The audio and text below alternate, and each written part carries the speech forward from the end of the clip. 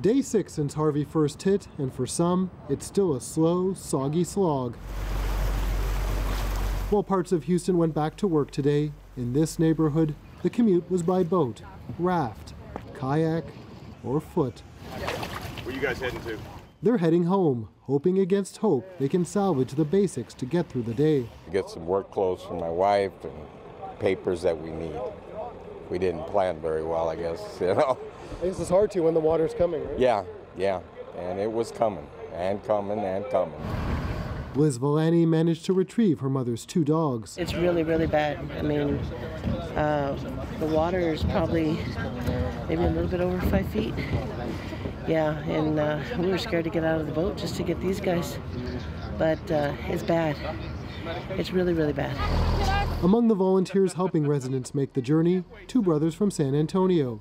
They bought this 5-ton truck earlier this week just so they could come here and lend a helping hand. Texas pride. I mean, I was trained on these when I was in the Marine Corps, so I felt pretty comfortable driving it, and we couldn't sit around and watch all these folks, so we had to get them out.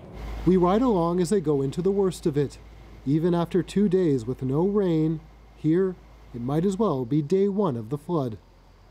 We've heard a lot about the 2 reservoirs in Houston where they had to do a controlled release of water and a little bit of water overflowed. Well, this neighborhood is right in between both of those reservoirs, and here you can see the result. Inside those apartments are residents who refuse to leave. They're hoping they can outlast the floodwater. Khaled Suleiman was one of them until Morris drove by. I had no water inside my house. But I mean, look, the water is like 3 feet high. I was running out of supplies. You know, I had to leave at some point.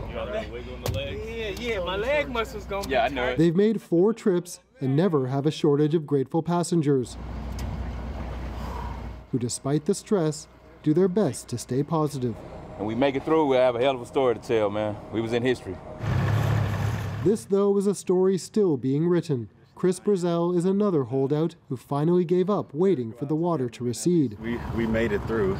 There's some people that lost their lives during this, and I mean, that's a traumatic experience, and I wish this on no one. For some of the volunteers, it's time to move on. Another neighborhood needs their help. Believe it or not, there are still places worse off than this, as the city continues its long, slow journey towards recovery. Stephen D'Souza, CBC News, Houston.